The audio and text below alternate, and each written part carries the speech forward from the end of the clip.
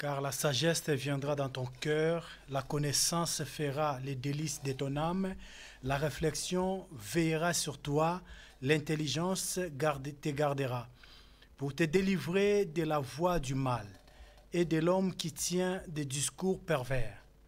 Bienvenue dans votre émission de la réflexion de ce soir. Nous sommes bien arrivés à la fin de l'année. Nous devons réfléchir pour certaines choses pour que nous puissions commencer l'année qui est devant nous dans de bonnes résolutions et que Dieu manifestera sa gloire et sa grâce sur nous. Un homme sage prend le temps de réfléchir et voit l'avenir pour que l'avenir soit meilleur.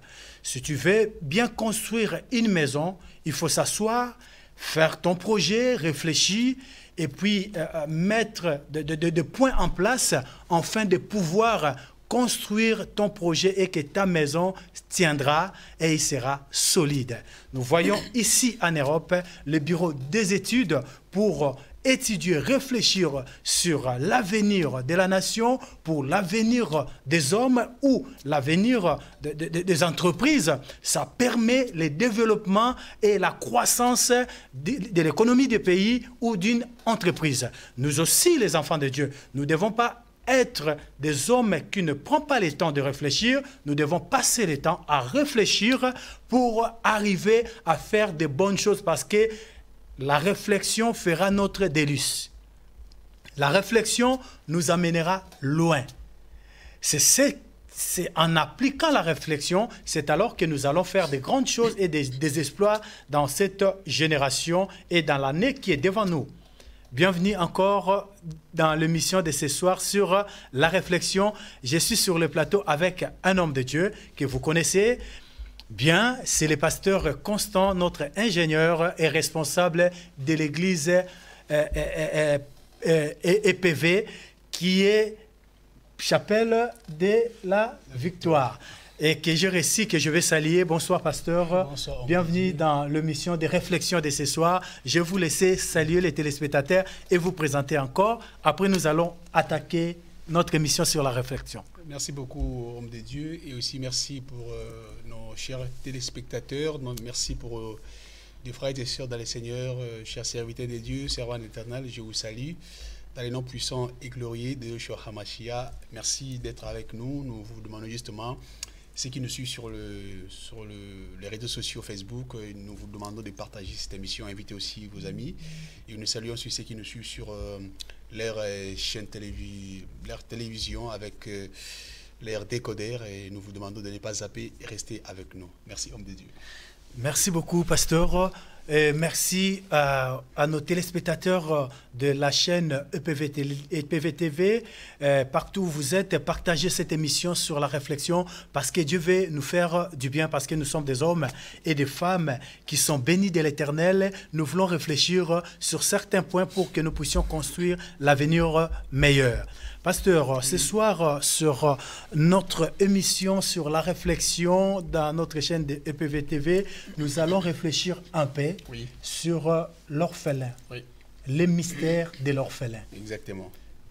Qu'est-ce que vous pouvez nous expliquer là-dessus sur l'orphelin et la veuve? Mais explique-nous un petit peu, c'est quoi ce mystère de l'orphelin? Bon, déjà... comme c'est une émission de réflexion, quelqu'un qui s'appelle Salomon avait dit si tout va bien, en fait, dans les moments de bonheur, on se réjouit, hein, on fait des fêtes, on fait ce qu'on veut, mais lorsque rien ne va, on réfléchit. Donc, un enfant de Dieu ou un chrétien ou encore un humain, lorsqu'il y a des choses qui ne vont pas bien, il faut avoir l'habitude de réfléchir. Mais souvent, on ne réfléchit pas, on fait des choses par esprit. Mais exactement, en fait, étant humain, un humain est différent. En fait, je parle d'un homme parce que même les animaux sont des humains. Donc tout ce qui bouge, tout ce qui ont les sangs et qui respirent, voilà, donc c'est un humain. Donc je parle des hommes que nous sommes pas comme des animaux, voilà. Ouais. Donc un animal, des fois, il ne réfléchit pas. On peut tuer son fils, on peut tuer son petit, je parle d'un fils, excuse-moi, oui. On peut tuer son petit, au bout de 2 jours, il oublie, il ne réfléchit pas, il peut revenir sur le même chemin. Mais un être humain, un homme réfléchit. Donc, faut qu'il y ait des moments. Reste des traces par rapport à l'intimité qu'ils ont eu. Bien sûr, en fait, je ne parle pas en fait, de l'essence de l'intimité, je parle dans l'ensemble. C'est-à-dire que lorsque Salomon disait ces choses, c'est-à-dire il voyait, en fait, si tu lis ces textes-là, donc la partie A, c'est quand tout va bien, hein, on se réjouit. Ah, c'est bien aussi de se réjouir hein, quand tout va bien. Hein. Mais écoutez, en fait, tout va bien, on se réjouit, on fait des fêtes, tout ce qu'on voulait. Mais et on dit encore que quand rien ne va, on réfléchit. Mais nous aimons souvent quand tout va bien. Et oui, je sais. Quand tout va bien, c'est bien de se réjouir. Et c'est pourquoi la partie B dit quoi? En fait, toutes ces deux choses-là. Oui.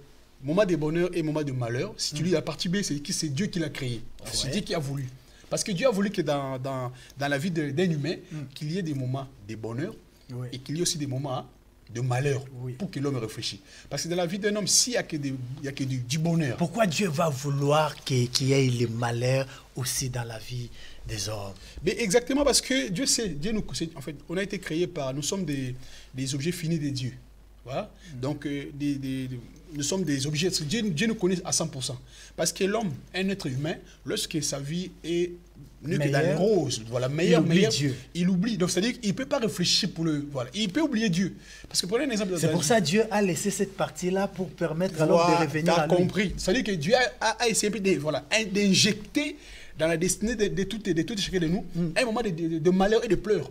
Pour que dans ce moment-là, l'homme réfléchisse. On pense à Dieu. Voilà, on pense à Dieu et aussi on pense en soi-même. On fait l'introspection de sa vie. C'est pour ça qu'on dit, quand tu vas dans la maison de fête, on est dans la joie, mais quand on se retrouve dans une maison de deuil, c'est là où on réfléchit. Qu'est-ce qui ramène l'homme à réfléchir au moment de deuil comme ça? C'est quoi parce que tout le monde réfléchit, que ce soit les croyants et les non-croyants, au moment de deuil, ça réfléchit. Mais exactement parce que la conscience vient. Exactement parce que quand on est devant quelqu'un qui est décédé, cette personne, que ce soit femme ou homme, elle était comme vous. Donc vous aussi, vous allez devenir comme lui. Donc l'homme devient humain en fait. Ben voilà. Donc là, à ce moment-là, l'homme réfléchit. Ah, ça fait moi aussi, je peux être à sa place. Je serai comme lui un jour. Vous voyez? Donc ça fait réfléchir. En plus, la Bible nous conseille même d'aller dans des maisons de deuil.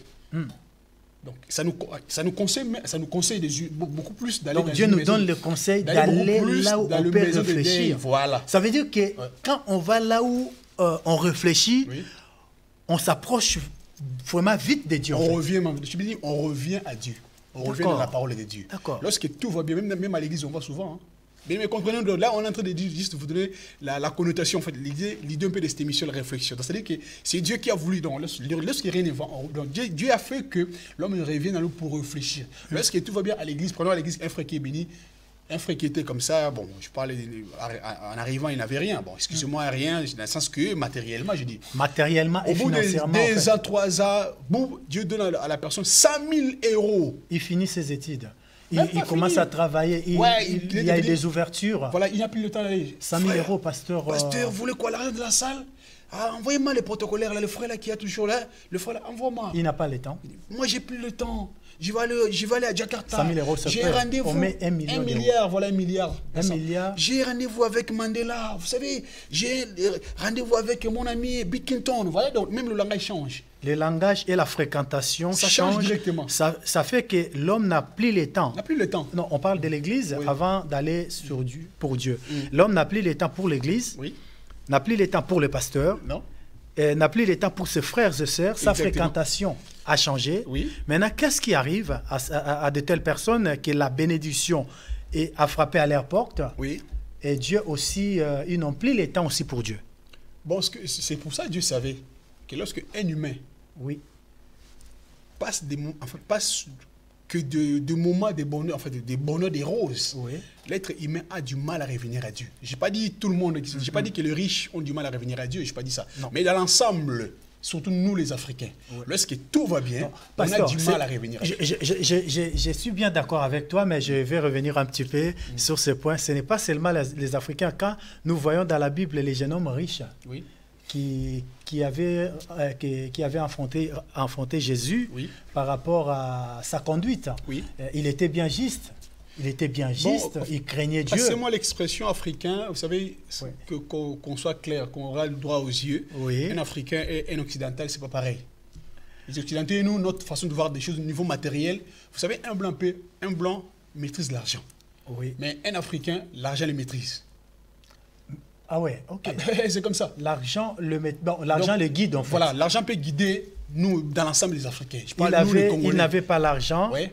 Quand il a l'argent, C'est sa l'argent. femme est devenue mauvaise. Très mauvaise même. Elle est devenue moche en fait. Très moche, très Très vilaine, moche. quoi, Maintenant, très- c'est très des belles vilaines. femmes qui Des belles sont femmes qui sont maintenant à la hauteur de son niveau voilà. financier. Exactement. Donc, les finances changent le niveau de la personne. Exactement.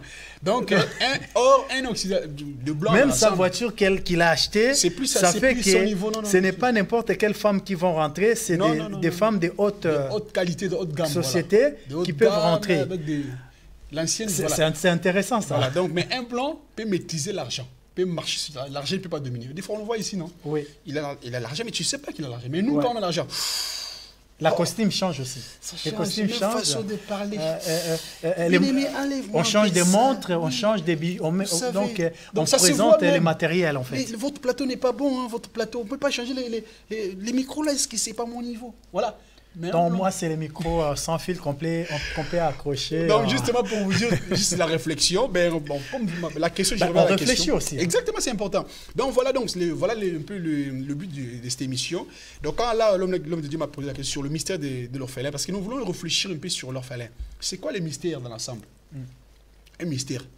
Un mystère, en fait, quand on utilise le mot mystère, et derrière, ça peut prendre beaucoup de connotations, beaucoup de beaucoup de connotations, phrases. oui, Donc voilà, oui. je prends le mot mystère, nous on est chrétiens, on est en train de réfléchir sur les orphelins. C'est-à-dire qu'un mystère, justement, en effet, c'est... Donc, qu'est-ce qui est caché, qu'est-ce qui est gardé dans la vie de Ce qui ne peut l'orphelin? pas être expliqué. Donc, je parle du mot mystère déjà. Mon mystère, c'est quoi déjà? C'est ce qui ne peut pas être expliqué par l'esprit humain. Okay. On ne peut pas expliquer ça par un esprit humain dans la nature. Tu ne peux pas expliquer ça. Ou dans la destinée de quelqu'un. Donc c'est quelque chose qui est caché, qu'un humain, il ne peut pas expliquer ça dans la nature. C'est ça le mystère. Mais nous voulons parler du mystère de l'orphelin. Donc c'est les choses qui sont cachées dans la vie de l'orphelin qu'on ne peut pas, voir avec les yeux humains, mais que Dieu voit, il défend. Exactement. C'est vraiment très intéressant, chers téléspectateurs. Nous voulons réfléchir avec vous ensemble. Moi, je prends toujours votre place pour poser des questions à mes invités. Prochainement, nous allons aussi vous laisser notre ligne ouverte pour que vous puissiez appeler dans notre émission de réflexion, pour que vous puissiez poser aussi vos questions, qu'on réfléchisse ensemble sur certaines choses qui se passent tout autour de nous, dans notre pays, dans notre environnement, parce que nous voulons que les choses changent. Vous savez, les choses ne changent pas parce que nous avons pris des armes ou nous avons pris des choses où nous voulons montrer notre force. Les choses changent quand les hommes réfléchissent. Et quand les hommes s'assoient ensemble, quelle que soit leur différence, ils essayent de se mettre d'accord sur certains points. Ça permet que les choses avancent. C'est pour ça, aujourd'hui, nous voulons réfléchir sur ces mystères qui est caché dans la vie de l'orphelin. Pasteur, explique-nous, c'est qui orphelin? Orphelin, c'est qui? En fait, un orphelin ou une orpheline, c'est à la base, c'est un enfant. C'est un enfant habituellement mineur. Oui. Vous voyez? Donc, en fait, nous, on va utiliser dans le sens de mineur. Parce qu'on peut être papa dans une famille, tu es déjà marié, tu as 90 ans, ton père ou ta mère est encore vivant, et du coup, les parents sont décédés, tu deviens orphelin. Mais l'orphelin que nous voulons utiliser et parler ici sur ce plateau ce soir, c'est dans le sens, en fait, orphelin qui est mineur. Oui. Un enfant mineur qui a perdu, qui a perdu son père ou ses parents, ou les deux, père ou sa ou encore mère. un de ses parents. Oh, son père ou sa mère qui est parti. Voilà l'orphelin dans l'ensemble. Il est resté tout seul ou avec un de ses deux parents. Donc, il réfléchit sur l'absence de l'autre. Voilà. Donc en fait, le mot orphelin. C'est-à-dire qu'un enfant mineur, habituellement un mineur, qui a perdu son père ou sa mère, ou encore les deux sont partis. Voilà l'orphelin. Ok. Oui. Cet orphelin, nous voulons le prendre dans tous les volets, mais aujourd'hui, nous voulons un peu baser sur la parole de Dieu. Exactement. Sur la parole de Dieu, comment Dieu prend en charge l'orphelin, comment Dieu voit la vie. Bon, pas comment Dieu prend en charge, comment Dieu voit la vie de l'orphelin et comment l'humain voit aussi la vie de l'orphelin. Bien sûr, parce que Dieu a sa façon de voir les orphelins. Oui. Et l'être humain aussi a sa vision de l'orphelin. Voilà, c'est pour ça que nous allons un peu développer ce thème qui est vraiment très, très, très important. Il y a beaucoup de gens aujourd'hui, même dans les églises, dans le monde, qui oublient cette notion des orphelins dont la Bible nous en parle. Donc, il y a beaucoup de gens aujourd'hui qui sont malheureux, leurs vies sont basculées, ils sont dans les églises, il y a même des serviteurs de Dieu qui aujourd'hui traversent des moments difficiles. Ils ne savent pas qu'ils sont touchés aux orphelins sans se rendre compte. Okay. Donc, c'est-à-dire qu'en fait, moi, j'aimerais qu'on parle sur tout le front. C'est-à-dire qu'orphelin de père ou de mère, il y a même, homme de Dieu, je peux dire qu'orphelin aussi, ça peut aussi avoir le sens de quelqu'un qui est un enfant qui est rejeté, qui est abandonné, qui est resté solitaire.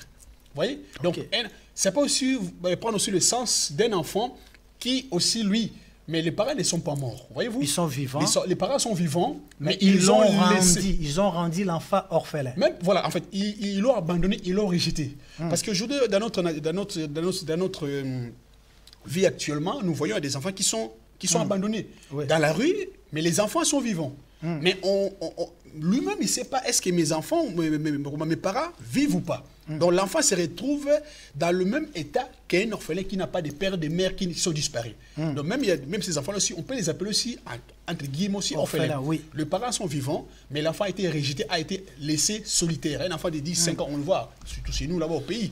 Les enfants sont devenus des clochards. Cet enfant-là, vous posez, c'est qui votre parent, votre père? Il dit, je ne connais pas mon père, je ne connais pas ma mère. Donc l'enfant se retrouve quelque part, il est abandonné à lui seul. Là aussi, c'est aussi un orphelin. Mais les parents là, qui vivent là, maintenant nous allons avoir des conséquences aussi qui peuvent aussi agir sur ces parents-là.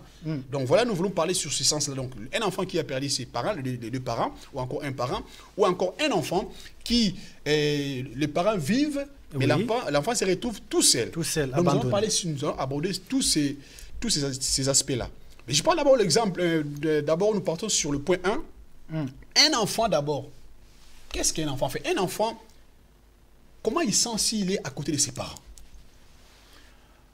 Pasteur, comment un enfant se sent quand il est à côté de ses parents? Voilà. On va réfléchir ensemble avec nos bien-aimés téléspectateurs. Je pense que, c'est ma façon de voir, je pense qu'il se sent heureux, aimé. Il sent l'affection, l'amour, la joie, la confiance, la sécurité, plein de choses en fait. Et tu as tout dit, homme de Dieu, un enfant qui est à côté de ses parents, d'abord, cet enfant-là sera rarement malade.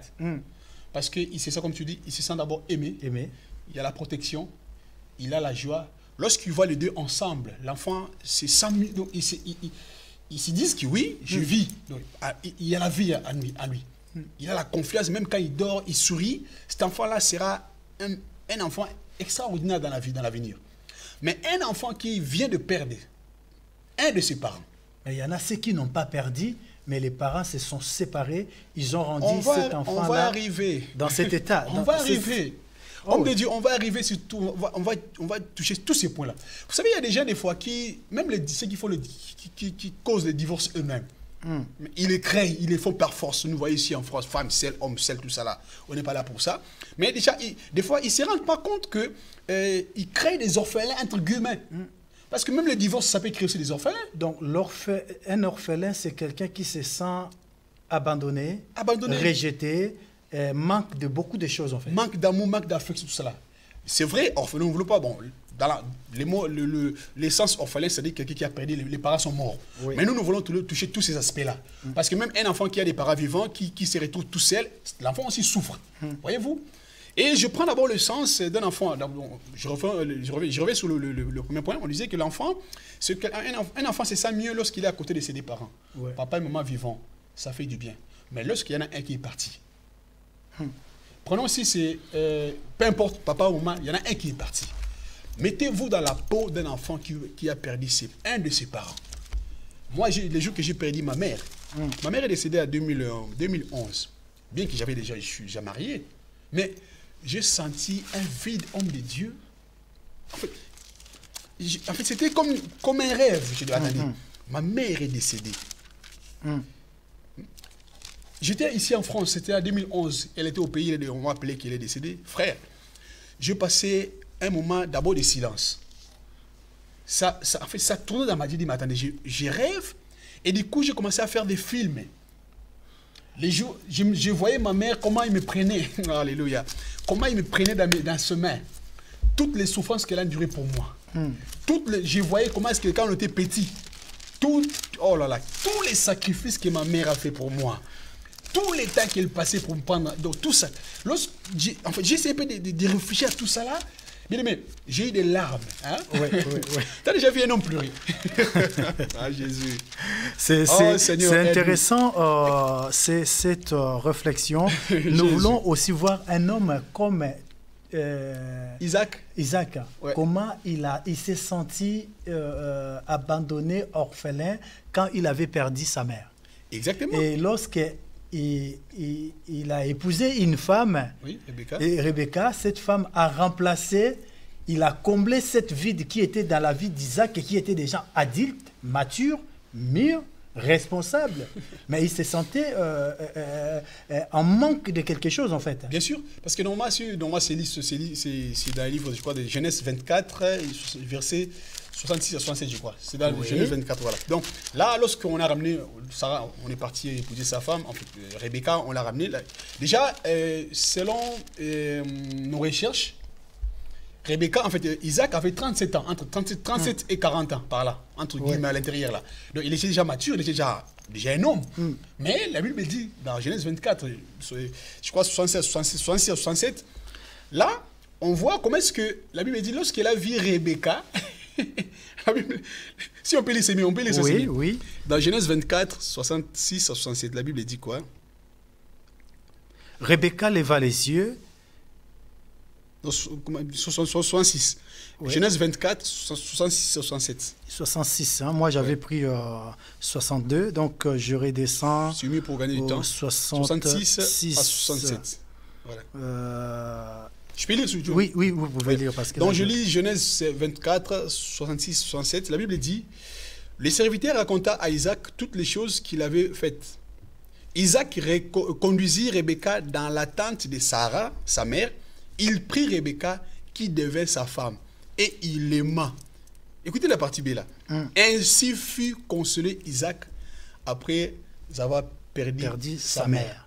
Voyez-vous? Donc cette absence ramenait l'amertume dans le cœur d'Isaac. Ça faisait qu'il manquait la consolation. Rebecca a ramené la consolation dans son cœur. Il a consolé. En fait, il y avait un vide dans la vie d'Isaac malgré son âge. Voyez-vous? Imaginez-vous, cet homme avait déjà plus de 37 ans, proche de 40 ans, majeur déjà. Oui. Mais sa mère est partie, mais il y avait toujours un vide. Maintenant, mettez-vous à la place d'un enfant qui a 6-7 ans, 10 ans à peine, qui perd sa mère ou qui perd son père. En plus, cette manque va durer dans les temps, en fait. Dans les temps, dans la vie, donc vous voyez? Oui, ça va continuer, ça serait continuel. C'est une souffrance qu'on ne peut pas expliquer avec nos langages humains. Voyez-vous? Donc, je crois que ceux qui sont orphelins comprennent ce que je dis. Donc, c'est une souffrance qu'on ne peut pas expliquer. Là, je ne peux pas expliquer ça. En fait, ça crée des blessures, des plaies que vous ne voyez pas. Des fois, il pleure, il peut rigoler. Vous voyez que la personne, elle rigole, mais son cœur pleure. Et lorsque l'enfant se déplace dans une maison là où il y a papa et maman ensemble, il voit ses copains se réjouir à côté de ses deux parents, l'enfant là se met, vous voyez l'enfant là il ne peut pas exprimer, mais dans son intérieur, il souffre. il pleure. Il crée ou il creuse, il forme des blessures intérieures. Des blessures. Et ce sont des choses qui peuvent percuter dans les temps, même dans son mariage, même dans sa vie. Ça peut percuter pour toute la vie. Si quelqu'un ne prend pas soin de cet enfant, ne console pas cette vie. Exactement. Maintenant, qu'est-ce qui peut consoler cette vie de pasteur? On va arriver, on me dit. On va arriver. on va tout doucement et sûrement. Mais nous voulons voir un passage pour que nous puissions un petit peu avancer dans notre message, dans le livre de Psaume 68, verset 6. Oui. La Bible dit quoi? Le père des orphelins et le défenseur de veuves. Oui. C'est Dieu dans sa demeure sainte. Ouais. Donc, Dieu voit le problème des orphelins sur la terre. Dieu voit leur amertume, leur souffrance. Mais tout de suite, il se prend en charge. Dieu prend en charge la cause de l'orphelin et la cause de la veuve. Aujourd'hui, nous n'allons pas vraiment aller sur le point de la veuve. Nous allons revenir après, dans les jours à venir. Oui. Mais aujourd'hui, nous allons vraiment s'asseoir sur le problème de l'orphelin. Qu'est-ce qui provoque et qu'est-ce qui fait, qu'est-ce que nous pouvons faire pour améliorer, changer un petit peu des choses dans la vie de ces personnes qui sont en manque de la consolation ou de beaucoup de choses. Et Dieu prend en charge tout de suite la cause de l'orphelin. Pourquoi? Parce qu'il a vu sa position, il est capable de défendre la cause. Homme de Dieu. Oui. C'est important. En fait, pourquoi, en fait, ce qu'on a dit sur ce texte-là, bon, je crois qu'il y a d'autres versions dans 65. Moi, chez moi, c'est verset 5 normalement. Oui. Psaume 68, 5 ou 6. Donc, Dieu est le père des orphelins. C'est-à-dire, vous voyez, tout ce qu'on a expliqué tout à l'heure là, on a expliqué la souffrance d'un orphelin. Donc, on manque des mots. On ne peut pas expliquer ça. Donc, comme tout à l'heure, on a dit que ça crée des blessures intérieures, ce n'est pas extérieur. Oui. Donc, comme celui qui voit l'intérieur, c'est Dieu lui-même. C'est pourquoi Dieu sait, parce qu'un humain ne peut pas... Il les prend en charge. Voilà, donc en fait, j'aimerais pas expliquer ça. Parce que comme ce sont des choses qui se créent intérieurement, l'homme ne voit pas ce qui se passe. L'homme peut venir consoler aujourd'hui, il peut partir demain. Mais la continuité, Dieu prend en charge. C'est pour ça que Dieu sait que pour que la personne là ne souffre pas, comme Dieu connaît ce qui se passe, c'est pourquoi Dieu intervient. Il a dit, moi je suis leur père. Et voilà. Comme c'est un domaine qui est sacré, c'est un mystère. Cette souffrance, c'est une souffrance mystérieuse. C'est pour ça que Dieu, comme Dieu connaît, ils sont le cœur de l'homme, automatiquement Dieu prend en charge. Il a dit, je deviens le père. Je deviens leur père. Donc là, donc c'est vrai que Dieu s'engage. Dieu s'engage pour les orphelins et Dieu va, là nous allons aller sur les droits de l'orphelin, le soutien de l'orphelin, la justice de l'orphelin, la compassion de l'orphelin et le consolateur de l'orphelin. Nous allons aller sur plusieurs paramètres que nous allons aller vite pour essayer un petit peu de réfléchir là-dessus parce que c'est long. Hein. Ça peut nous prendre un mois ou 2 mois. Même moi, ça. C'est un thème qui est tellement vaste à réfléchir. Parce que pourquoi on a pris ces thèmes? Parce qu'il y a beaucoup de gens qui sont maudits aujourd'hui à cause de ces problèmes. Ils ont créé des orphelins. Ils ont créé, même il y a des ceux qui ont créé des orphelins. Que ce soit les pouvoirs politiques aussi, hein. Ils sont aussi à la... On va arriver, même les hommes politiques. Ils ont créé des orphelins dans des nations. Des milliers d'orphelins. Et laissez-moi vous dire que c'est Dieu qui a pris les charges de tous les ces orphelins-là. Maintenant, imaginez-vous la suite. Donc, il y a des ceux qui sont orphelins parce qu'ils n'ont pas voulu. Oui. Papa et maman est parti, Dieu a pris en charge. Maintenant, l'enfant est resté orphelin. Et maintenant, les gens qui ont pris la main, qui ont pris ces enfants-là, au lieu de prendre soin, ils commencent encore à le maltraiter. Là aussi, c'est un autre point. On va arriver, homme de Dieu. On va arriver. Allez-y, pasteur. On va arriver, homme de Dieu. Donc, c'est-à-dire qu'un enfant qui a perdu ses parents, je prends un exemple pour nous qui sommes... Moi, je suis congolais. Mon origine congolaise de Kinshasa. On me l'a dit une fois, vers les années, si j'ai encore une bonne mémoire, 87-86. J'avais un ami dans notre quartier, cet ami-là, son père travaillait à la banque.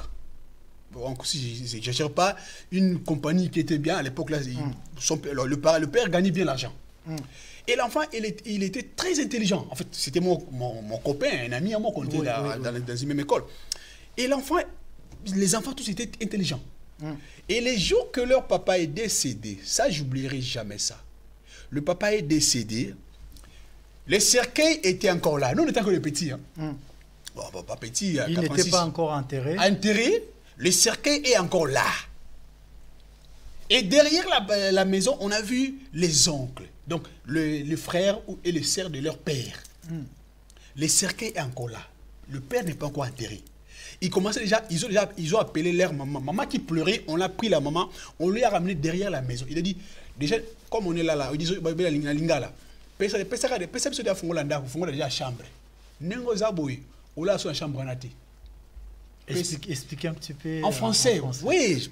Donc c'est-à-dire que, comme tu es là, tu n'as plus le droit de mettre tes pieds dans la chambre de notre frère. Leur chambre et le couple, la maman, donc c'est-à-dire que quand ils ont acheté la parcelle, le frère et les soeurs, ils n'étaient pas là. Je dis, déjà à partir d'aujourd'hui, donne-nous la clé d'abord de la chambre. Tu n'as plus le droit de mettre tes pieds dans la chambre de notre frère. Ils oublient qu'ils étaient un couple, d'accord? Et écoute encore. Donc lorsqu'on va enterrer, lorsqu'on arrive ici, on te donne seulement une semaine avec tes enfants. Avec tes enfants. Ce n'est plus nos enfants, maintenant c'est tes enfants. C'est l'histoire vraie ce que je vous dis. Une semaine, 2 semaines, ils sont revenus, ils ont mis maman et les enfants dehors. Ils n'ont pas pensé à l'avenir. Oh, ils n'ont pas le temps. Donc, ils ont mis papa et maman dehors. Laissez-moi vous dire, j'ai vu dans mes propres yeux la dégringolade de leur vie. Les enfants qui étaient intelligents, maman n'arrivait même plus à payer les études. Les parents sont venus, les oncles sont venus, ils ont vendu la parcelle. Donc, la maman, je me souviens, un jour, je l'ai vu ça, des années après, la maman, j'ai retrouvé cette maman comme une clochard. J'avais des larmes à cette époque-là. C'est-à-dire que les enfants sont retrouvés sans protection, sans affection, abandonnés dans la rue par leurs propres oncles. Ils oublient que Dieu est le Père des orphelins, il prend en charge les orphelins.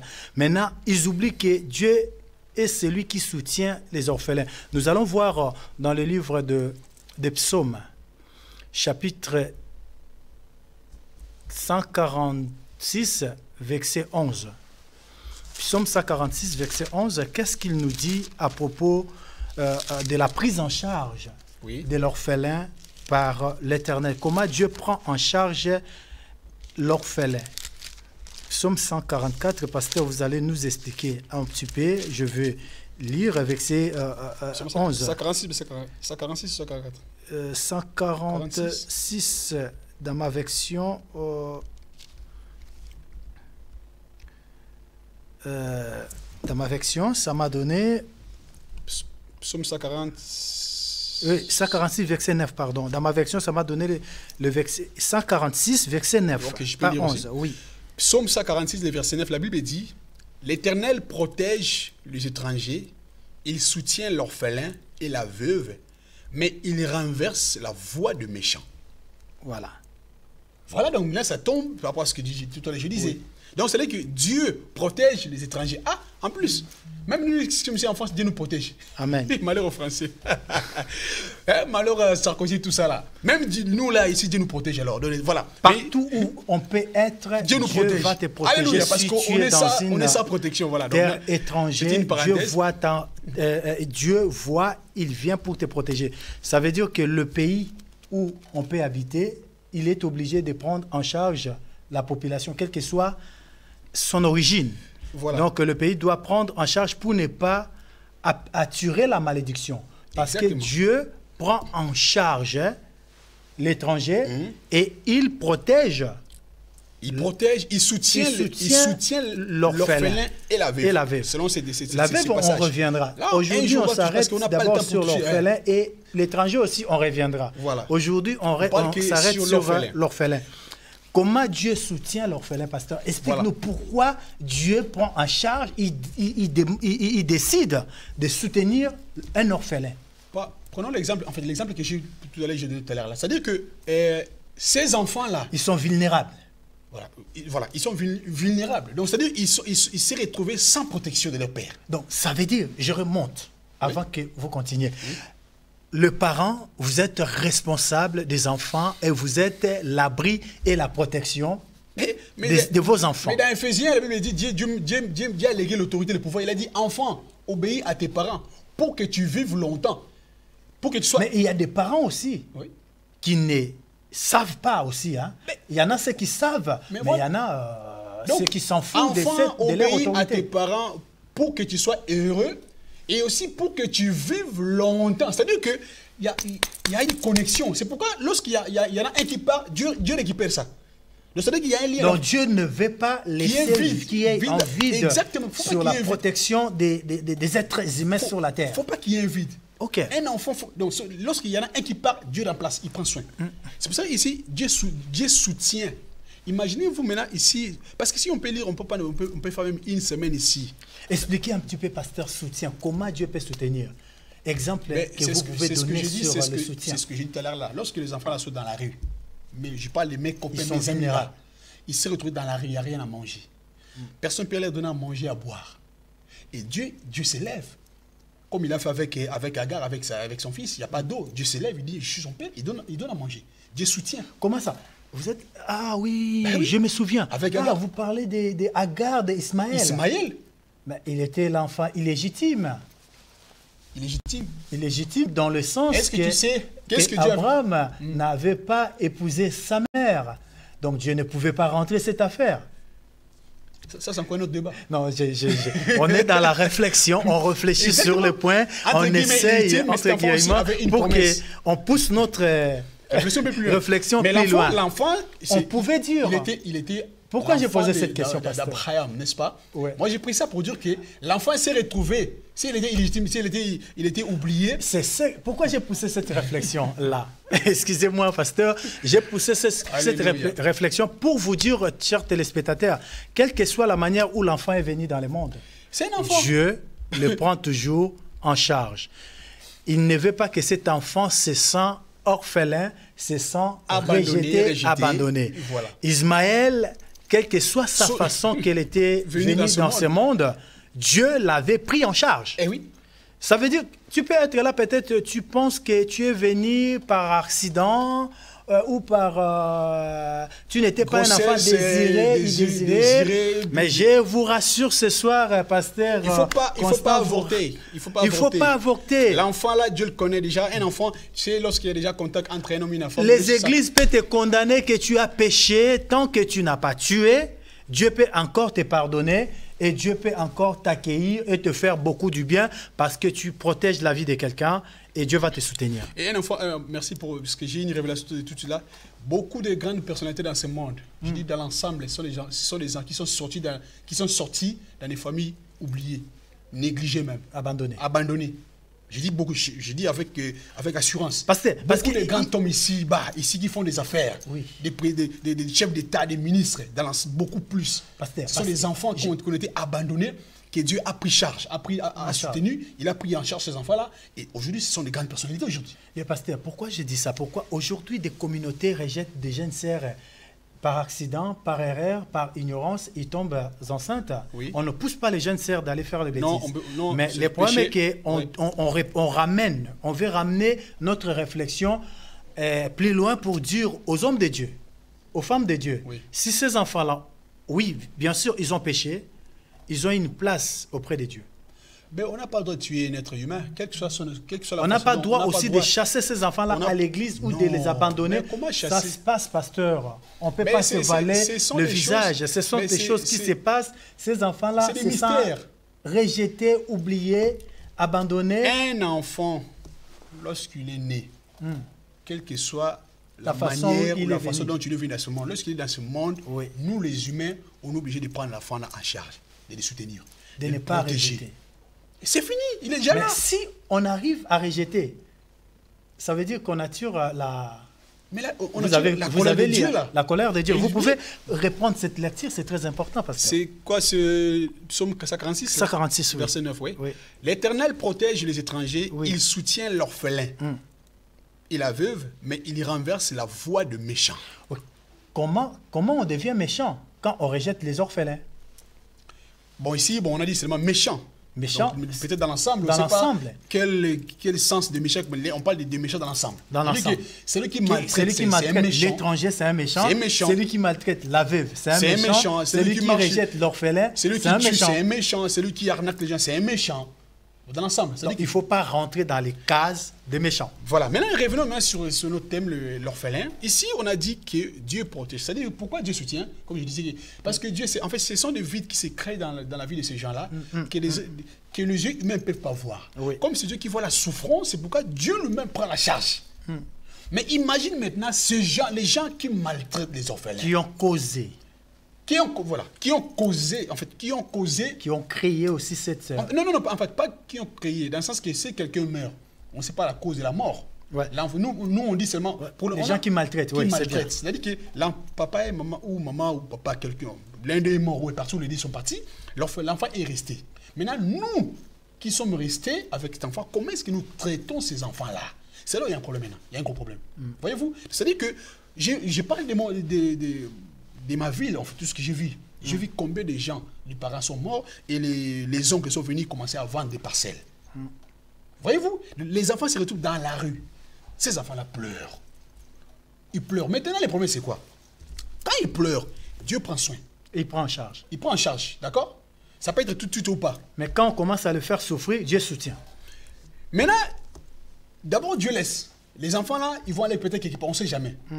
Ça peut tomber, ils peuvent aller chez un oncle ou encore une tante. Il y a des gens qui vont les accueillir peut-être. Il y a aussi des orphelinats aussi qui accueillent. Des orphelinats qui accueillent aussi. Gloire à Dieu pour j'ai béni ces gens-là. Ces associations qui font un grand travail en Afrique, partout où vous êtes. Vous faites l'œuvre de Dieu. C'est plus que les églises même. C'est plus que les églises qu'on crie Yanda Baba, Shinda Baba.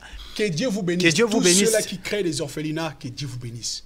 Vous faites l'œuvre de Dieu, oui. Voilà. Donc, ça veut dire que vous protégez les enfants des dieux. Vous protégez ce que Dieu lui-même protège. Et voilà. Donc, vous faites l'œuvre de Dieu. Donc, ça veut dire, moi, je crois que c'est ceux qui le font. Donc, maintenant, je parle maintenant pour ceux qui maltraitent les orphelins. Et ceux qui soutiennent aussi. Ceux qui soutiennent aussi des associations ou des orphelinats. On les encourage de le faire. Vous faites des bonnes choses. Des bonnes choses, il faut soutenir. Parce que les enfants-là n'ont pas de père, n'ont pas de mère. Comment ils vont pouvoir aller à l'école?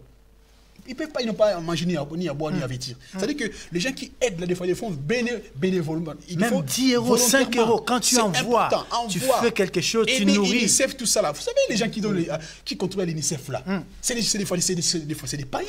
Mais ils ont cette révélation que je protège les enfants de Dieu. Mais ceux qui prient, qui passent des 1000 jours de prière, on parle la langue.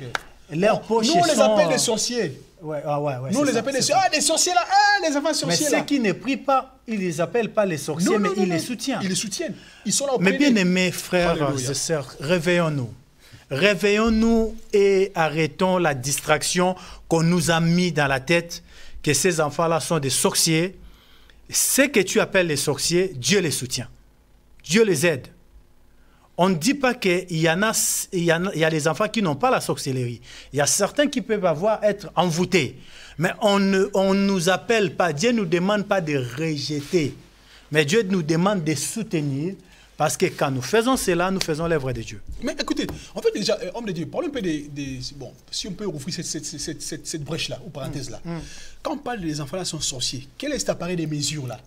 Moi, je me pose la question de fois. Quel est cet appareil de mesure aux États-Unis, l'enfant il est sorcier? Aux États-Unis, il y a l'appareil détecteur des mensonges. Mais en Afrique, ils ont créé les détecteurs de la sorcellerie. Bien sûr, bien sûr. Il y a un nouveau appareil qui est créé en Afrique, détecteur de la sorcellerie. Tout ce qui se passe, même si quelqu'un est pauvre parce qu'il manque à manger, il manque le vêtement, quand il marche, il n'a pas mis une belle costume, il est devenu sorcier. Arrêtons. Voilà. Arrêtons ces choses. Pasteur, vous voyez, merci beaucoup parce que là, ça peut m'échapper de ma tête. Allez, vous savez, quand on parle chez nous, vous savez, déjà, en fait, quand est-ce que quelqu'un, pour nous, on dit que c'est un sorcier? Lorsqu'il est mal habillé, oui. Il est trop sale, il n'a pas mangé, il a des dents pourries, oui. Les cheveux, il n'a pas l'argent pour se coiffer. Mais parce qu'il manque. Il est moche, crochet-côte, tout ça. Hein? Quelqu'un qui fait AVC là-bas, il devient sorcier. Voilà. Ou il est vilain, il est sorcier. Il est malade. Un riche n'a jamais été sorcier. Hein? Pasteur. Tu as déjà vu un riche sorcier, toi? Non. Un riche avec un gros ventre calvitie, avec des grosses montres sorcières. Pasteur, il y a un point que je voulais dire. Il y a des problèmes psychologiques que les gens souffrent, des maladies neurologiques tous ces gens-là qui ont la pathologie neurologique en Afrique, ils sont tous sorciers. Mais arrêtons. Arrêtons ces choses.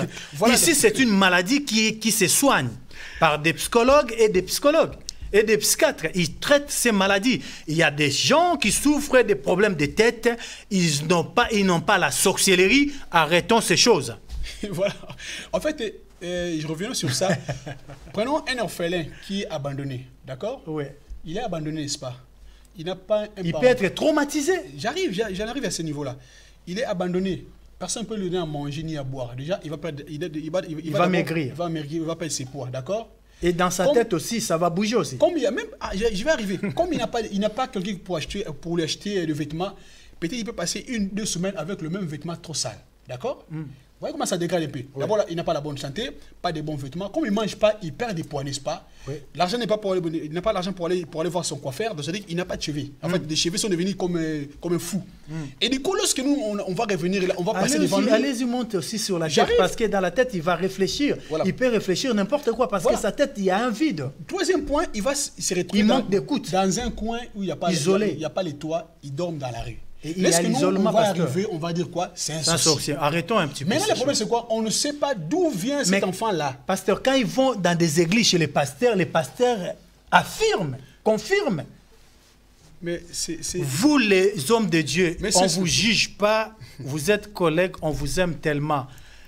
Vous devez revenir sur la base, qui est la parole de Dieu. La parole de Dieu ne nous envoie pas sur ce terrain-là de qualifier l'enfant qui a des problèmes, de manque d'à manger, de manque d'à boire, des sorciers. Revenons un petit peu dans l'amour. Voilà donc, nous revenons à ce qu'on disait, la provenance ou encore d'où sortent des orphelins et leur parcours, d'accord? C'est-à-dire que ils passent des moments difficiles. C'est pourquoi Dieu lui-même, comme il sait ce qui se passe dans leur cœur, que personne ne voit avec les yeux humains. Oui, c'est très important. C'est Dieu qui connaît la souffrance. Il prend en charge. C'est pourquoi Dieu est devenu leur père. Parce que Dieu savait qu'on devait les qualifier de certaines choses. C'est ce qu'on a tout dit. C'est pourquoi Dieu savait que ça va finir comme ça. Dieu prend la chair de l'enfant. L'enfant est devenu, et Dieu est devenu son père. D'accord? Maintenant, aux yeux des humains, aux yeux des hommes, on ne voit pas ça. Maintenant, écoutez, homme de Dieu, s'il vous plaît, parce que c'est important. C'est-à-dire que l'enfant se retrouve maintenant dans une maison quelque part. Déjà, comme il est mal habillé, il est mal habillé, il sent mauvais, déjà, il est devenu sorcier. On commence à le maltraiter. D'accord? On commence à le maltraiter. Et l'enfant, des fois, il ne dorme pas. On a vu ça ici en France, non? Il y avait une famille qui ne cite pas les noms ici, vers Saint-Étienne, tout ça. Les enfants sont expulsés au pays parce qu'ils sont sorciers. Voyez-vous, tout le monde a vu ça. Donc, l'appareil qui a confirmé l'appareil, il a été dans des églises. Ils ont dit, moi, je n'ai pas vu, je n'ai pas le preuve matérielle, mais ils ont dit que c'est une église c'est un pasteur qui a dit ça. Qui a confirmé ça. On a dit que c'est parce que l'enfant sont venus. Vous allez nous ramener cet appareil-là, nous allons montrer ça aux téléspectateurs. Cet appareil-là, c'est la prophétie. Ça, c'est même pas... C'est la prophétie actuellement qui détecte les sorciers. C'est quoi la prophétie, homme de Dieu? C'est quoi la prophétie? Non, la prophétie des prophètes, des faux prophètes qui donnent... Si on peut définir la prophétie, c'est quoi? C'est la pensée de Dieu, c'est tout. Mais la prophétie qu'ils utilisent aujourd'hui... Mais est-ce que la pensée que Dieu met dans l'homme pour son peuple, c'est tout? Donc, c'est pour monter la sorcellerie. Est-ce que Dieu a le temps, c'est de révéler que la sorcellerie? Dieu a ce temps-là. Donc ça veut dire que ces gens-là, c'est des... Moi, constant, Dieu m'a établi justement pour que Dieu me révèle que j'ai dit, Seigneur, je retire le ministère à moi. Nous tous, prophètes, apôtres, pasteurs, docteurs, évangélistes, si vous lisez dans Éphésiens, nous tous, le but, c'est pour perfectionner les saints. Mais aujourd'hui, comme nous sommes dans les temps des mystères et de la génération prophétique, tout est devenu prophétique, on commence à détecter avec cette grâce. Nous ne sommes plus au temps des prophètes, d'accord? Maintenant, on nous dit que ces temps, c'est les temps prophétiques. Qui a dit ça? Démonstration prophétique, on voit ça partout. Démonstration prophétique, parole prophétique. Non, ça, ce sont des spectacles, mon frère. Ah oui, ok. C'est vrai, c'est des spectacles pour attiser les gens. Ce sont des apparts. Nous, tous là, le but, c'est perfectionner les saints, leur montrer les royaumes. Amen. Parlons de Jésus-Christ. C'est ça le message. Tout ça, là, guérison, miracle, c'est de marque. Voici les miracles qui accompagnent tous ceux qui ont cru. Ça accompagne. Ça va accompagner. Ce sont des options, moi, j'appelle ça. D'abord, nous tous, nous avons reçu la parole. Le message, c'est Montrer les gens là, le royaume du ciel. Pasteur, nous allons voir un autre point. On ferme la parenthèse. Oui. Nous allons voir un autre point, les droits de l'orphelin. Les orphelins ont le droit de certaines choses. Dans le livre de Deutéronome 24, si vous pouvez lire, Deutéronome 24, verset 17. Tu ne porteras point atteinte aux droits de l'étranger et à l'orphelin. Tu ne prendras point à gage le vêtement de la veuve. Les droits de l'orphelin, pasteur. Si vous pouvez expliquer comment Dieu défend les droits des orphelins. Les orphelins ont les droits. Mais un orphelin, c'est un enfant comme tout le monde. Oui. D'accord?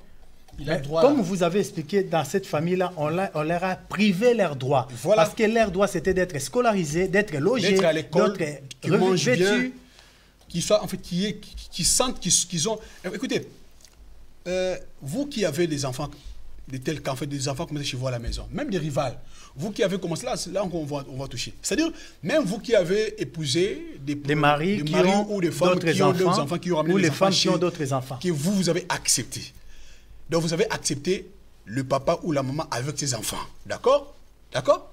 Donc, c'est-à-dire que les enfants que vous avez acceptés, prenez-les comme vos propres enfants qui sont sortis dans vos entrailles. Mais pasteur, ici en Europe, il y a des gens qui adoptent les enfants qui ne sont même pas les leurs. Mais on le voit. On a vu Johnny Hallyday, non? Il a adopté des enfants qu'on a vu à la télévision. Les enfants il les a même légués la richesse. Donc, il a pris ses enfants comme ses propres enfants qu'il a mis dans ce monde. Mais cette mentalité-là, chez nous, ça n'existait pas. Ça rame un petit peu. Hein? Donc, c'est pourquoi un homme blanc est différent d'un homme noir. Non, il n'est pas différent. Il réfléchit. Je dis, on est différent, mais disons des choses claires. C'est dans la réflexion, en fait. Nous devons pousser notre réflexion loin, pasteur. Parenthèse, un homme blanc. Tu vois, ici, va sur Paris, sur Tour Eiffel. Tu vois, il y a des pigeons qui sont là. Des pigeons qui... On ne les mange pas. Prends seulement un pigeon tue devant les gens. Mais tu peux aller en prison. un pigeon. Non, déjà, un pigeon, on le protège. Tu sais là, tu prends même... Des fois, chez nous, je vois des chats. Des chats, un petit, même les chiens. Non, les chats en Afrique, c'est les sorciers. Ici, en Europe, les chats, ce ne sont pas des sorciers. Même les chats. Tu vois un chat qui marche ici, là. Tu vois, en plus, ici, il y a des gros chats. De Narabo. Ça, la chat, et pas ça, dans Kimia. Parce que les moutons, ils sont non, il n'est pas. Mais chez nous, ici, tu touches à un chat, tu vas en prison. Déjà, un chat. Il y a les organismes de protection des animaux. Protection des animaux. Il y a même les cimetières des animaux. Déjà, un chat, on protège. Et à combien plus forte raison, en Afrique, il y a les cimetières des animaux qui est le ventre. Donc voilà, déjà, un animal, on protège. Mais maintenant, un enfant orphelin, il y a des orphelins ici. Donc c'est-à-dire, on protège. C'est pourquoi même nous, des parents, pour votre conseil, votre information, vous qui avez des parents, vous qui avez des enfants, qui maltraitent les enfants. Donc c'est-à-dire que l'État est même disponible pour venir récupérer ces enfants. Oui, pour les protéger. Ah! Si déjà les humains arrivent à ce niveau-là de protéger les enfants, à combien plus forte raison Dieu, la Bible dit, si vos pères à qui vous leur demandez du pain, ils ne vous donneront jamais de pierres. À qui vous leur demandez des poissons, ils ne vous donneront jamais des serpents. À combien plus forte raison, moi, votre père? C'est-à-dire que Dieu agit comme un papa. Ok. C'est pourquoi il va même léguer les pouvoirs à ce genre-là. C'est pourquoi un blanc aura toujours des moyens, de l'argent. Parce que quand un homme blanc a de l'argent, il donne même la CAF. Qui contribue à la CAF? Ce sont les blancs, non? La Sécu. Moi, j'ai des amis blancs. Moi, j'ai des amis blancs, ils ne connaissent même pas la CAF. Ils ne connaissent pas la CAF. Sa femme et lui, ils travaillent. Mais ils contribuent. Qui a bénéficié? C'est nous qui venons. On fait la parenthèse. Je reviens à ce que nous avons là. C'est-à-dire qu'un orphelin, quand tu l'accueilles chez toi, sache qu'il a un papa qui surveille. C'est Dieu. Si tu bénis cet enfant-là, Dieu te bénira. Mais si tu maltraites cet enfant, bien aimé, Dieu va te maltraiter. Combien de parents, combien de frères et sœurs, même des serviteurs de Dieu aujourd'hui, qui souffrent. Ils sont devenus grands, ils ont des fois 40, 500 et 60 ans de vie. Mais leur vie ne change pas. Pourquoi? Si on fait la rétrospection, ils avaient un jour maltraité un enfant. Mais ils demandent la prière à l'église. Ils demandent la prière à l'église. Pasteur, prie pour que Dieu me bénisse. Ils oublient qu'il y a certaines choses dans la vie. On peut prier pour toi. On peut t'imposer les mains, les pieds on peut te monter même dessus pour prier sur toi, on peut te vexer de l'huile pour que tu changes. Pasteur, mais si tu ne reviens pas à l'Éternel, de tout ton cœur, par rapport aux erreurs, aux fautes. Quand nous devons revoir ces choses-là, quand quelqu'un vient, je te pasteur, prie pour moi, j'ai des problèmes. Il ne faut pas précipiter. D'imposer la main. C'est pour ça que l'apôtre Paul conseillait à Timothée, n'imposez pas le main avec précipitation. Parce que la personne qui est là, imagine que cette personne-là a participé. Parce qu'il y a des... Oh Seigneur, merci. Il y a même des orphelins qui sont morts. Traumatisés, maltraités, ils sont morts, ils sont partis. Même à cause de la famine. Tu vois, l'enfant, il meurt avec des larmes. C'est-à-dire que l'enfant, il meurt avec la souffrance du cœur. Un prophète aujourd'hui va dire que maintenant, l'enfant qui fait ça, la personne qui a fait ça, tu vois, Dieu va le laisser tranquille. Si voit un prophète va dire que Dieu va te bénir. C'est ce que je te dis. Ce sont des choses extra. Il faut qu'on fasse tout attention. Parce que quand quelqu'un vient, Paul avait dit ça, n'impose pas la main avec précipitation. Parce que celui qui vient, imagine, c'est Dieu lui-même c'est Dieu qui a frappé la personne. Qu'est-ce que tu feras? Il faut que la personne confesse. C'est pourquoi la cure d'âme, c'est très important. Avant de prier, parle avec la personne. Tu prends même... Moi, je prends même un mois. Non, ici, actuellement... Moi, je prends un mois, je prends mon temps. Actuellement, non. Je te pose la question tranquillement. Pasteur, on réfléchit ensemble. Actuellement, quand on vient pour qu'un pasteur prie ou un prophète prie, Alléluia. Consultation prophétique avec l'argent, si déjà l'enveloppe est pleine. On parle de vérité, on réfléchit ensemble. Quand l'enveloppe est là, le pasteur n'a même pas, le prophète ou le pasteur n'a même pas les droits de te demander. Quand il voit l'enveloppe est là devant lui, son problème c'est quoi? Dieu va te bénir. Je vois en toi la bénédiction. Il voit la bénédiction toujours. Il ne voit pas que peut-être cet homme-là a des problèmes avec l'Éternel. C'est ce que j'ai dit. Moi, j'ai béni le Seigneur pour... c'est pourquoi il faut qu'on connaisse à l'école aussi, c'est important. Voyez-vous? Moi, j'ai béni Dieu, je suis passé dans une école FMI, chez le docteur Kama, qui je salue en passant, il est en Belgique. Et avant l'école, on faisait des choses comme l'esprit disait. Ah, c'est l'esprit. On disait c'est l'esprit. Ouais. Mais après les enseignements, on dit ouf. Donc avant, on faisait des choses au hasard comme ça. C'est fini. Quelqu'un vient me voir pour son problème, je prends mon temps. Je l'écoute d'abord parce que c'est compliqué. Prenons cet exemple, ce cas-là. Quelqu'un qui a maltraité. Il y a des mêmes qui ont vendu des parcelles. Il a vendu la parcelle de son frère. Les enfants sont partis. Ils sont devenus malheureux. Il y en a même qui sont morts. Et Dieu va frapper la personne. Il frappe bien, bien, bien, bien. Et la personne vient devant toi, tu pries. Ça ne marchera jamais. C'est impossible. Il faut maintenant parler avec la personne. Il faut que la personne fasse la rétrospection de sa vie. La rétrospection et l'introspection en même temps. L'introspection qui revoit d'abord en elle-même la personne et aussi qu'il fasse la rétrospection, son parcours, d'où il vient la personne. Si c'est une personne qui a fait ces choses, bien aimé, il a un problème avec Dieu, pas avec les hommes. On peut avoir des problèmes avec les hommes, Dieu peut intervenir. Mais imagine-toi quelqu'un a un problème avec Dieu. Il a touché l'enfant de Dieu. Même si on appelle plusieurs pasteurs du monde entier, rien ne va marcher.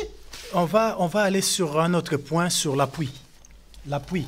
Comment Dieu est l'appui de l'orphelin, pasteur. Dans Osée chapitre 14, Osée 14, nous allons voir comment Dieu appuie la cause de l'orphelin. Dieu lui-même, il prend en charge, il y a beaucoup de points que nous avons cités tout à l'heure. Là où nous allons arrêter, voilà, parce que le temps nous presse. Nous allons revenir encore sur d'autres choses dans l'avenir. Osée chapitre 14, verset 4, pasteur, si vous pouvez nous le lire. Ah, je suis pas encore prêt, c'est Osée, t'es déjà arrivé? Je réparerai, oui. Tu peux lire, on me dit le temps que je cherchais. Je réparerai l'infidélité. Osée combien? Osée 14, verset 4, si vous pouvez le lire, si vous avez trouvé. Osée 14, verset 4. Les versets 4. La Bible dit, je réparerai leur infidélité, j'aurai pour eux un amour sincère, car ma colère s'est détournée d'eux. Je continue? Non, vous arrêtez là. Donc Dieu, je n'ai pas pris les versets qu'il faut, hein. Je n'ai pas pris... Ça parlait sur quoi? On me dit? Sur la compassion. Bon, l'état, il cherche... En fait, la compassion... je vais revenir. La compassion, ce Dieu, c'est un Dieu qui a toujours pitié. Qui a pitié, en fait, un Dieu miséricordieux dans l'ensemble, je suis dire ça. D'accord?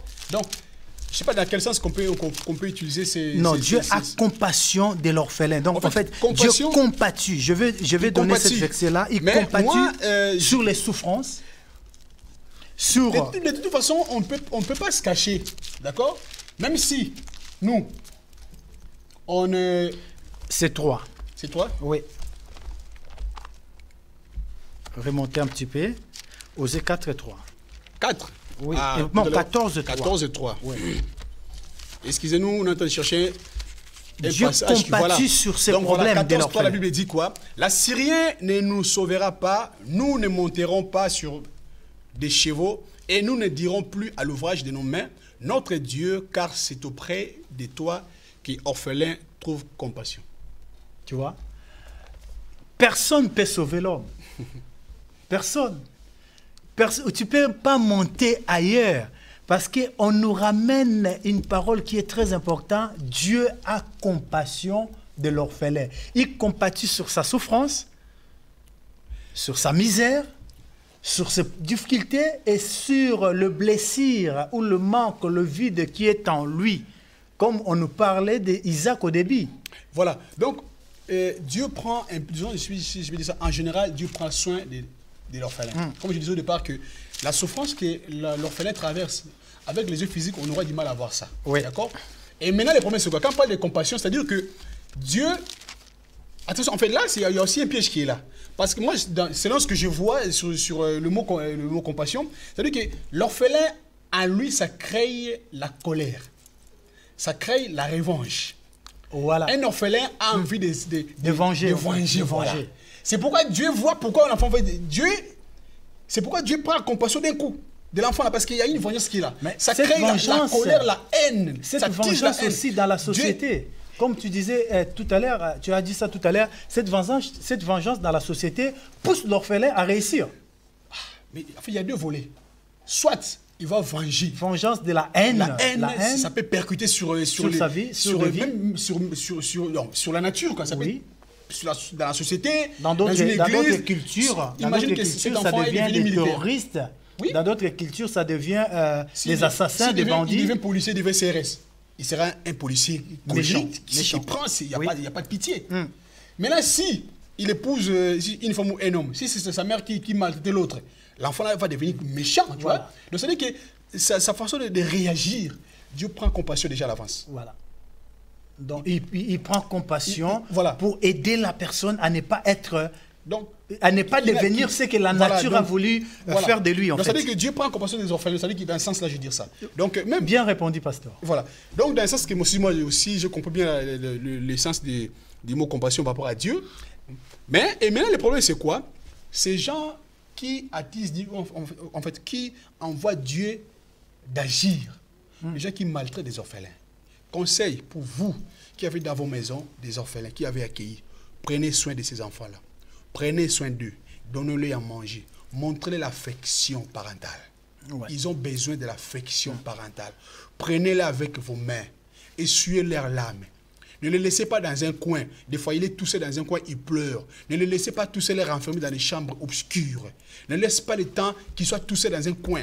Quand ils sont tous seuls, ils réfléchissent, ils pensent, ils disent « Ah, quand j'étais avec mon père, avec ma mère, prenez soin, je dirais même plus que tes propres enfants. Dieu te bénira. » Un enfant, une maison qui accueille les orphelins, cette maison ne manquera pas à manger. Amen. Parce que Dieu pourra aux besoins déjà de ces enfants-là, et vous aussi, vous allez en profiter. C'est-à-dire que vous-même, vous tous qui avez des orphelins, même vous, le rival qui avait accepté d'avoir des maris ou des femmes qui avaient déjà des enfants, prenez soin de ces enfants-là. Dieu bénira votre maison. Même Christ, même Jésus-Christ dans Jean 14, 18, il a dit quoi? Je vais les lire, pasteur. C'est là où j'étais. Parce que Jésus nous laisse même Jésus la consolation. Eh oui, il a dit, je m'en vais, je ne vous laisserai pas orphelin. Jésus ne veut pas des orphelins. Il savait que je m'en vais, il y a un vide, il faut que je remplace quelqu'un. L'Esprit Saint, Saint-Esprit. Ça veut dire, dans la vie de l'homme, Jésus défend, il ne veut pas que nous ayons un vide. Mais non. Donc nous devons combler les orphelins d'amour, d'affection, de consolation. Voilà, les paraclétos. Je vais lire, pasteur. Alléluia. Les consolateurs, j'aime bien le Saint-Esprit. Comme dit Alléluia. Mon papa, docteur Mobejo, ah my God, papa Mobejo, Jésus dira, je ne vous laisserai point orphelins, je viendrai en vous. Je viendrai en vous. Ce qui viendra en nous, c'est le Saint-Esprit. Le Saint-Esprit, Jésus vient par le Saint-Esprit. Les consolateurs. On sait ça orphelin. Mais lorsque l'Esprit de Dieu vient à nous, il donne la force, la consolation, il nous guide. Alléluia. Ça veut dire que les parents, les bien-aimés pasteurs, les bien-aimés serviteurs, Ne créez pas des orphelins tout autour de nous. N'abandonnez pas. Nous avons le consolateur qui est le Saint-Esprit. Nous devons consoler aussi par l'amour et par les moyens financiers ou matériels, les orphelins, les abandonnés qui sont tout autour de nous. Vous n'êtes peut-être pas riche, mais peu que vous allez donner, même un pain, ça va aider quelqu'un et que Dieu vous bénira. Nous sommes arrivés à la fin ce soir de notre réflexion sur l'orphelin, le mystère de l'orphelin. Nous allons encore revenir dans les jours à venir sur le même plateau avec cette émission de réflexion. Nous allons vous inviter aussi à réfléchir sur certains sujets parce que nous n'allons pas réfléchir nous-mêmes. Non, nous voulons amener tout le monde à venir réfléchir. Si vous voyez cette réflexion, envoyez vos messages, écrivez. Nous allons vous posons des questions sur les sujets. Si vous voulez qu'on revienne sur ça, on va revenir, pas de souci. Donc pour clôturer, on me dit, ça serait important qu'on leur dise d'abord les conséquences pour ceux qui maltraitent les orphelins. C'est-à-dire que vous compliquez votre propre vie. C'est-à-dire que vous rentrez en guerre avec Dieu. C'est ça que vous vous rendez compte. Tous ceux qui maltraitent les orphelins, ils ont directement problème avec Dieu. Parce que Job l'a dit, hein. Job dit il est l'appui des orphelins. Bien sûr, il y a beaucoup de textes qui parlent. Voilà. Il est le père. Disons, il est le père. C'est-à-dire qu'un papa qui voit que quelqu'un tape son fils. Qui est ce papa qui peut accepter qu'on tape son fils? Il n'y a pas dans ce monde-là. Continuez, pasteur. Dieu agit comme un père. Vous savez, notre Dieu agit comme un papa de ce monde. Il donne le bien à ses enfants. Il prend soin de ses enfants. Quand Dieu s'engage à être enfant des orphelins, père des orphelins, ça veut dire qu'il prend... C'est pas un homme. Dieu n'est pas un homme pour nous mentir. Il n'est pas un homme pour nous mentir. Tout ce qu'il dit, il le fait. Amen. Ça s'accomplit dans notre vie. C'est-à-dire qu'un enfant, un orphelin, il est protégé. Mais c'est invisible. Il est en sécurité. Nous croyons à la parole de Dieu. Il est Dieu, il est papa, il prend soin des orphelins. C'est-à-dire qu'il protège les enfants. Vous qui avez maltraité, ça peut peut-être 10 ans, 20 ans passer. Je vous demande de faire la rétrospection. Allez demander pardon. Si ces enfants-là existent encore, allez demander pardon. Peut-être, même si eux, ils ne sont pas les sorciers, le fait qu'ils avaient fait leurs larmes sont coulées, ça avait coulé à l'époque, Dieu avait vu ces larmes-là. Vous êtes sous la malédiction de Dieu. Parce que vous l'avez qualifié, ces enfants. Vous tous qui avez vendu des parcelles, en plus, encore des receleurs. Votre papa avait vendu la parcelle de son frère ou de son grand frère. Et puis, vous, à l'époque, vous êtes des enfants. Vous avez accepté d'aller vivre dans cette maison-là. Vous êtes sous la malédiction. Aux apôtres, je ne sais pas où, faites par tous les moyens de demander pardon à ces enfants-là, s'ils sont vivants.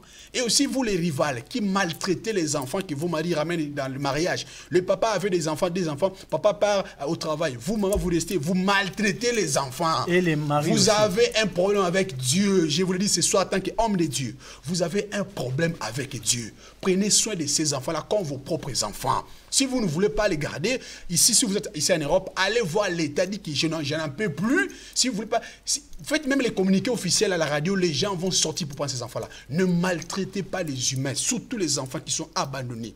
Faites du bien. Faites-le du bien, donnez-les à manger, à boire et surtout l'amour parental. Couvrez-les comme vos propres enfants. Aimez ces enfants-là. Lorsque vous faites ça à Dieu. Celui qui bénit, qui fait du bien aux orphelins et aux veuves, il donne à Dieu, il fait du bien à Dieu et Dieu prendra soin de vous. Que Dieu vous bénisse. Donnez aux enfants l'amour. Donnez aux humains l'amour, vous serez enfants de Dieu. Parce que Dieu n'est rien d'autre que l'amour. La définition de Dieu, c'est l'amour. La Bible nous dit, Dieu est amour. Donc celui qui aime est de Dieu, il est né de Dieu. Si tu n'aimes pas, tu n'es pas né de Dieu. Si tu es un enfant de Dieu, regardez les païens, les gens qui ne prient pas, ils vont soutenir les gens qui ne connaissent pas. Ils investissent des millions pour scolariser ces enfants-là.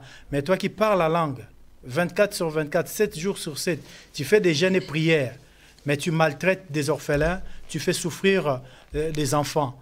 Et tu vends des parcelles, tu vends... Ici en Europe, on ne vend pas.